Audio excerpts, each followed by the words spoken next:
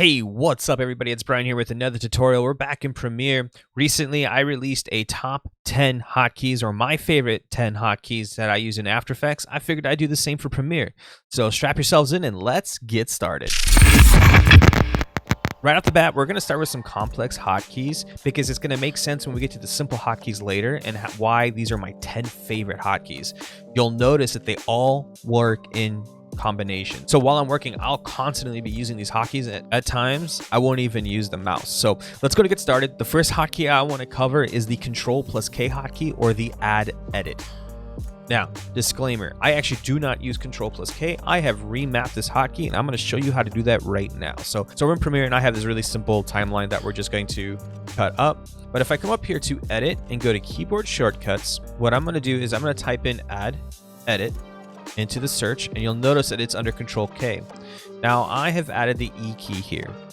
So it'll make sense why I do this here in a few, but if you want, I would actually recommend putting the E key as your Add Edit. Otherwise, it's under Control+K. And what this hotkey will do is, as I'm going through, let's say I hit spacebar here and it's playing. If I press E on my highlighted layers, it will create an edit. So if I highlight all 3 layers, it'll add an edit there. For the second hotkey, it's the Ripple Trim Previous Edit to Playhead. It's really simple to use. So we just set this edit here. If I highlight all 3 layers and I hit play again, and let's say I'm going through and I really don't like any of this and I want to trim it down, I can hit the Q button and it will cut all of that down.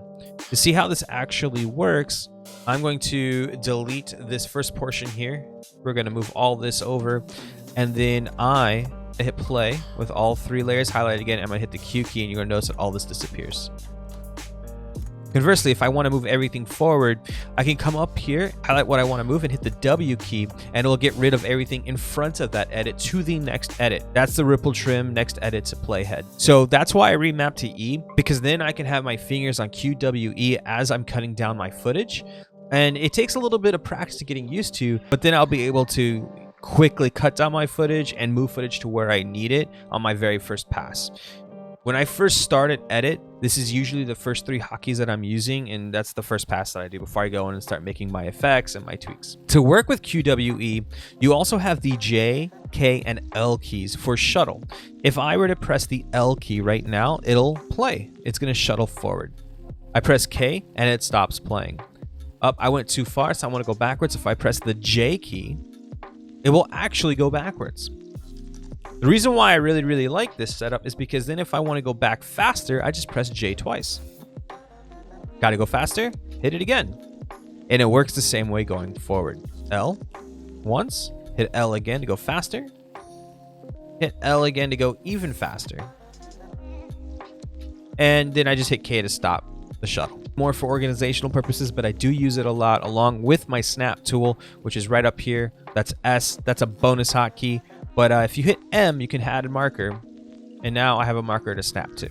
Now, my next hotkey that I use quite often is the Rolling Edit tool. There's another version of this edit tool called the Ripple Edit tool. They're actually 2 different things. I don't use the Ripple Edit tool as often, so I won't be sharing that with you guys. I may do another video on Rolling versus Ripple Edit, but if you press N for Rolling Edit, I can come down here and move an edit down. And what it's going to do is, if there's a source on this clip and source on this clip, it'll take away source if I go left, right from the first clip, but add to the A end of the second clip, or vice versa.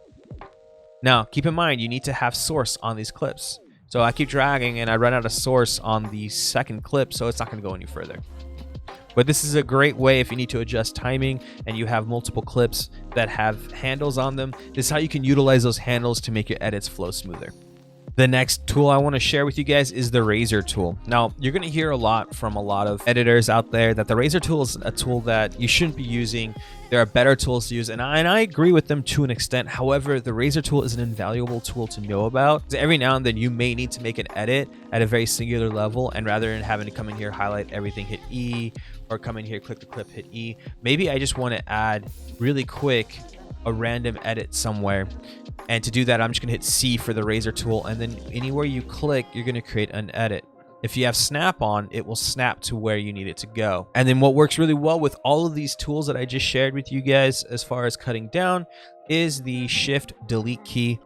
So as you guys know, I can come in here with my selection tool up and highlight this and hit delete, and everything would delete. Or better yet, let's come over here and I'm gonna hit delete and everything deletes. But then I leave this void here.